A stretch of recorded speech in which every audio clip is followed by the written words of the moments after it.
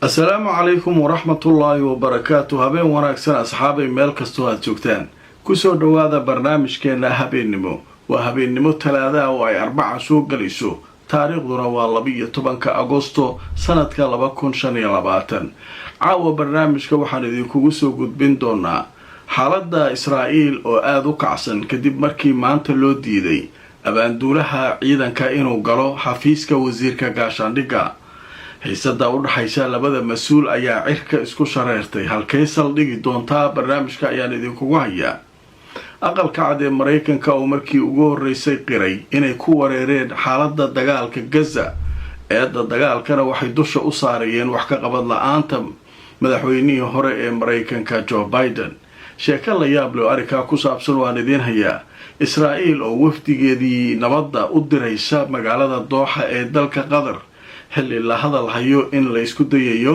hindisayaal nabadeed oo cusub in markaa laga shaqeynayo haddaba wararkaas waan idin hayaa iyo ugu dambeyntii dowladda Belgium oo si xun uga caraysiisay Israa'iil haddaba qodobadaas aynu barnaamijkeena caawa ku soo qaadanaynaa inta aan ku jirno haddii warar cusub ay soo kordhaan waan idinla socodsiin doonaa Safari Remit waxay ka caawinaysaa inaad reerkaaga iyo saaxiibada ku nool dalal dhowr ah aad gaarsiisid wixii aad ugu tala gashay ilaa iminka wadamada ay xawaalada kugu diri karto waxa kamid ah Kenya, Soomaaliya, Uganda, Djibouti, Ethiopia, Sudan, South Sudan, Tanzania iyo Turkey. qiimahana aad ayuu u jaban yahay marka loo eego shirkadaha kale ee ka shaqeeya xawaalada.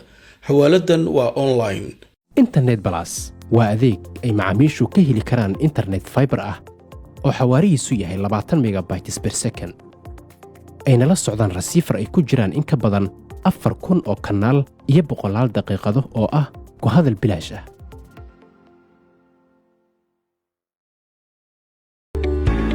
dhammaan bulshada waxaa lala socodsiinayaa gaar ahaan magaalada London in xarunta dhinaca caafimaadka French and Overseas Clinic ay ku taalo meel aan ka fogeyn stationka tareenka ee Baker Street ee bartamaha magaalada London. halkaa waxaa jooga dhaqaatiir kala duwan oo ka daaweynaya cudurro ay ka mid yihiin kuwa maqaarka, kuwa carruurta, kuwa haweenka iyo cudurrada guud. dhaqaatiirta halkaa ka howlgashay howlwadanaduba waxay diyaar u yihiin inay wixii caafimaad ay kula qabtaan. kulanti wanaagsan asxaabay meel kastoo aad joogtaan habeen wanaagsan. waxaynu ku bilaabaynaa barnaamijkeena caawa. maalmihii la soo dhaafay waxaynu ka hadlaynay ilaa maantaydii hore iyo khilaaf inuu soo kala dhex galay wasiirka gaashaandhigga iyo abaanduulaha ciidanka. maxaa la isku qabtay? warbaahintu maxay sheegeen? midda guud oo dadka loo sheegay waa abaanduulaha oo darajooyin magacaabay xilal madaxda ciidamada taasoo uu ka carooday wasiirka gaashaandhigga. maxaa iigu sheegi weysay? maxaa igala tashan weysay? maxaan kaagala tashanayaa? salaaxiyaadkayga waaye, awoodahayga ka mid tahay. maxnaa awoodaha qof walba mas-uula awooduu leeyahy. awoodahaagii wax ka baxsan haddaad faraha la soo gasho dee waxaa lagu leeyahay stop xaaji joog, tan aniga awoodahayga waaye. iyo awoodahaaga ma noqon karaan oo waddanka xaaladu ku jiraa kanoo ku jiraa wax walba inaa si la ogaano waaye. hadalkaas iyo dagaalkaasaa warbaahintu sheegay, laakiin waxaa ku hoos jira hadal wiilka Netanyahu uu horey u sheegay oo ah abaanduulaha ciidanka wuxuu ka shaqaynayaa afgembi aabbahay inuu ku sameeyo. marka shaki ayaa jira halkaas. nimankan xukuumadda ku jira wasiirada ah inay ka shakisan yihiin ciidanka. marka sheekadu halkaasay marka maraysa. maanta marka waxaa tegay xafiiska wasiirka gaashaandhigga. sidoodana abaanduulaha ciidanka iyo wasiirka gaashaandhiggu dee waa wada shaqeeyaa. dagaalna waddanka waa ku jiraa soo maaha. beeshii markuu tagay albaabkii laga xirtay ma soo gelaysaa la yidhahda oo maxaa dhacay? wasiirka amar bixi abaanduulaha albaabkayga kama soo geli karo kala wareejiyo abaanduuliyo waa tegay. nimanka marka waa u tuurantay. haddaba marka aan tuso wararkii ugu dambeeyay sheekadan. Al-Jazeera waxay qoraysaa caawa waxay leedahay waxaa loo diiday ninka abaanduulaha ah inuu galo xafiiska wasiirka gaashaandhigga Israa'iil. hay-adda wararka faafisa Israa'iil waxay sheegtay ninka abaanduulaha ciidanka Eyal Zamir ninka la yiraahdo ayaa loo diiday inuu galo xafiiska wasiirka gaashaandhigga xilli la sheegay inay markaa qorshaynayeen oo ay ballansanaayeen inay ka wada hadlaan magacaabista ciidanka darajooyinka iyo xilalka loo magacaabay arrintaas in laga wada hadlay soo geli kartaalin marka dadka wax saadaalina waxay leeyihiin abaanduulaha dhowr wasiir waa isku dhaceen wasiirada mayalka adag oo dhan qoorta isla galeen ninkii Smotrich waaba la kala qabtay hadda ka hor idiin sheegay iyadoo shir golaha wasiirada loo fadhiyaa la kala qabtay asaga iyo Ben Gvir dabka iskama qaataan Netanyahu iyo asagu iskuma fiicna wasiirkii gaashaandhiggu hadda ay wada shaqaynayeen waa kala tageen islaanta Netanyahu uu qabana hadda ka hor waxay ku tiri ninka nin fiican ma aha warkaaga ma yeeli doono markii la magacaabayay iyaduna hadda warkeedii ayaa waxa soo xoogaysanaya ninkii marka wuxuu u muuqdaa leeyahay ninkii waa in xilka laga qaadi doono abaanduulaha ciidanka laakiin maxay ku tusinaysaa ciidamadii oo dhan taageersan maanta nimankii mudaharaadka sameynay barnaamijka galabta aad u xiiso badnaa inta daawatay way daawan karaan inta aan daawana way maaragtay inta daawatay waa daawadeen inta aan daawana way daawan karaan barnaamijka galabta boqolaal askarta duuliyayaasha diyaaradaha dagaalka ayaa mudaharaad sameynayay waxay muujinayeen oo ay kaga hadlayeen meesha inay taageersan yihiin qorshaha abaanduulaha ciidanka uu yiri ciidamadu dagaal hadda ma gali karaan gaza ma qaban karaan xaalku adag yahay arikaa taageersanay nimanka dhax marka sheekadu marka aad ay u qasan tahay hawshii la rabay in gaza la qabanaya kana la qabanaya la yiri sibay hadda waxa u muuqataa la leeyahay inay hagal daacish badan uu ku jiro ilaahay baa la jira reer gaza waa ogtii marka waaba isugu toosi laadaan Netanyahu iyo nimankii maylka adkaa gaza la qabto markay yiraahdo meel ka furmay askartii diiday diyaaradihii diiday kana diiday ilaahay baa musiibo marka qoorta u gelinayo waa u jeedaan marka hawshaas halkaas ay maraysa dhanka kale waxa leeyahay ninkii Netanyahu ahaa wafdi ayuu diray waxa leeyahay Xamaas way joogtaa wada hadallada adigu wafdigiina aaw marka waxyaabaha qosol kale waxa ka mid ah Xamaas Qaahira joogaan Qaahira ayaga iyo masaarida hawla u socota nimankii marka Yahuud ahaa maanta dawladoodii way hadashay waxay leedahay wafdi adirayna haye Dooxa u direenay Dooxa maxaa ka jira beesha oo wax lagu falkina hadda waa Qaahire ma geysaan ma Dooxa tageynaa marka sheekadu marka dadka wax falaqeynay ku wareersan yihiin inay meeshan waxba ka soo socod arikaas waa hadii run ay sheegayaan Yahuuda oo wada hadallada socda ay qayb ka yihiin ma xagga tagaana leer Qaahiraba wax ka socdaan ma maxay Dooxa u aadeen hadana kale furayaan sheekadu marka halka bay ka qasatay hadaba marka aan idin soo wararkii ugu dambeeyay sheekada laga qoray Israa'iil waxay hadda ka shaqeynaysaa sidii ay wafdi ugu diri lahayd magaalada Dooxa iyadoo wafdiga Xamaasna ay joogaan Qaahira oo fiirsa wafdigii oo la hadli lahaa iyo wixii la korosheeraa Qaahira joogaan ayagu marka Dooxa aadinayeen Dooxa waa qadar marka aadinayeen marka sheekada marka waxa leeyahay shakiga waxa keenay nimanka karu inay waxa ay wadaanayso waxba ka jirin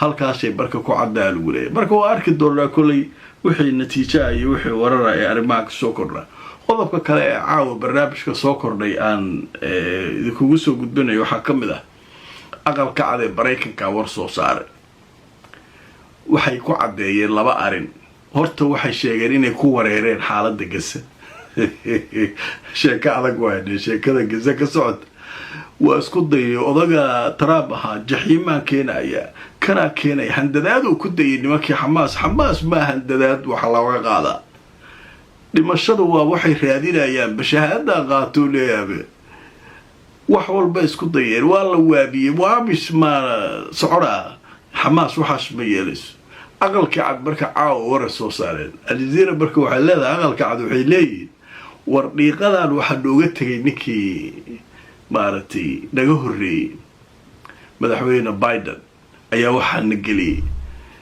Xamaas waa la hadal weydiideen wax kasta keen ayaga hortaagan dadka marka wax falaqeeray waxay leeyihiin waa la isdhaga tiraa indhahana waa la istiraa. xamaas iyo israa'iil yaa dhibka waday leeyihiin dadku. nimanka israa'iiliyiinta ah ee adduunka oo dhan qaylinayo oo adduunyadii oo dhan ku hayso warjooga war sidan ka dhaafa yurubtii saaxiibada lahayd ay leeyihiin oo maraykanku iska dhigatirayo uu golaha ammaanka ku difaacayo. maxaa marka xamaas laga raba ay leeyihiin? nimankaa maa la hadlo hadduuba dagaalka inuu dhammayn rabo. sheekadu marka halkaasi bare ayada tusoo warbixinta aqalka cad laga qoray caawa. aljaziira waxay leedahay aqalka cad ee maraykanka waruu soo saaray wuxuu yidhi dagaalka gaza waa mid adag oo aada u adag. waxaynu ka dhaxalnay kulaha biden ayaa dagaalkan nooga tegay. aqalka cad wuxuu sheegay dagaalkan inuu yahay mid adag, dhaxalkii bidenna uu yahay. waxaynu dadaal fara badan ku bixinay oo ballaaran sidii dagaalka loo dhammayn lahaa, laakiin xamaas ma aysan ogolaanin hindise kasta oo aanu soo jeedinay. xamaas kulaha ma ogolaanin hindise kasta oo aan keennay. oo hindise ay keenayaan maxaa waaye dadka iska soo dhiib kadibna nagtaa lagaa saara yaa warkaas yeelaya. xamaas baa yeelaysaa. marka nimankaanu marka halkaas warkaas caawa aqalka cadu ka soo baxay leedahay aljaziira. qadar xayisiisa kadib waxaan u gudbaynaa arrin kaloo cajiib ah. biljam maanta waxa ay aada uga xanaajiyeen israa'iil. talow maxay ku sameeyeen? waa daawanaynaa xayisiinta kadib. ma jeceshahay barashada qur-aanka kariimka iyo culumta shareecada hab casriga online ah adigoo jooga gurigaaga ama goobtaada shaqada? markasu daaru taqwa waxaa kugu baraya qur-aanka hab casriga online ah. maadooyinkaad ka baran karto waxaa ka mid ah qur-aanka kariimka, igaada, luqada carabiga iyo culumta shareecada. isdiiwaangelintu waa ay socotaa, fadlan horu gaadh. waxay faahfaahina kala xidhiidh nambarada shaashada kaaga muuqda. hamogaadin dugsiga markasu daaru taqwa. sharikadda Imara Luxury Homes waa sharikad guryaha casriga ka dhista magaalada Nairobi ee dalka Kenya. haddana waxa ay ka wadaa dhismaha loo yaqaano The View xaafadda Backlands, jidka 6 Avenue, City Park. dhismaha The View waxa uu leeyahay adeeg kasta oo asaasi ah, waxaana uu ka kooban yahay sida 2 qol, 3 qol, 4 qol iyo weliba qolkii shaqaalaha iyo 4 qol oo 2 dabaq oo isdul saaran. waa nooca loo yaqaano duplex. haddaba imika waxa socda barnaamijka sharikadu ay u bixisay 90 days promotional, kaasoo la magac baxay hoyga waa muhiime hanti yeelo. kala xidhiir telefoonada. kulanti wanaagsan asxaabay meel kastoo aad joogtaan.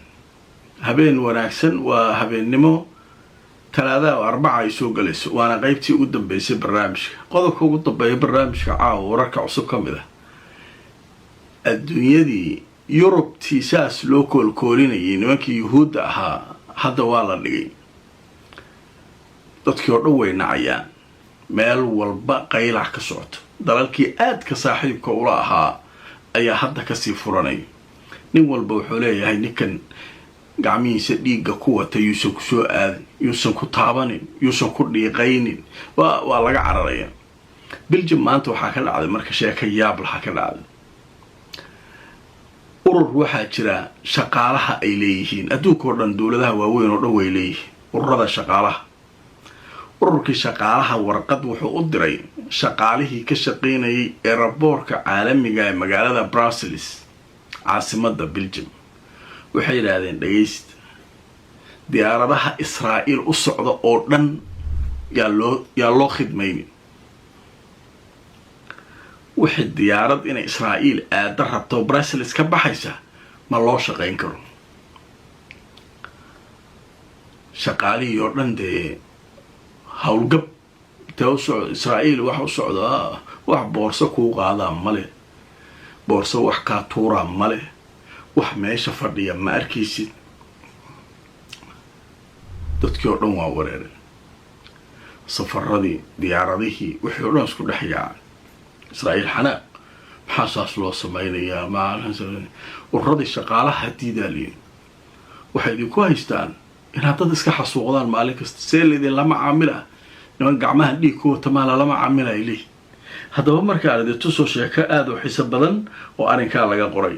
telefishinka aljaziira caawa wuxuu leeyahay ururada shaqaalaha waddanka Belgium ayaa ugu baaqay shaqaalaha eeraboorka Brussels inaysan la shaqayn safarada ku wajahan talaabiib iyaguna waa qaateen amarki hadda waa kaas adiga boorso qofkaa tuura arag marka adduunyada oo dhan cariiri looga dhig wayaa fiir adduunkii oo dhan israa'iiliyiintii cariiriga ku noqday cabsi waa ugu darsoontay meel la tegi kara male dalalkii yurub waa reer galbeedkii waa biljam caasimadii midooda yurub iyo neto iyo meesha ku taalo waay meesha hadda waxaas ka dhacayaan u fiirsada marka waa awood allah ilaahayaa socota adduunkan ilaahay awooddiisa iyo junuuddiisa way badanta ururo shaqaale iyo meelaa lagaa soo gala adig meel walba ciriiriyaa lagaaga dhiga marka noloshaasay markay nimankii israa'iiliyiinta ku nool yihiin xaaladdu marka aaday ugu liidataa barnaamijkayga caawa waa naga intaa waxaa naga xasuusa barnaamijkaygii subaxnimo iyo kii galabnimo qodobo aada u xiiso badan ayaa ku jiray waa daawan kartaan waxaa sidoo kale naga xusuusa janalkeena qisooyinka nadaara laba maanta talaada ay ahayd qiso aada cajiib u ah dadka qisooyinka jecel iyaguna halkaasay ku faysteynayaan inta aan mar kale kulmayno asxaabay barnaamijka la gareeya oo sheergareeya nabadgelyo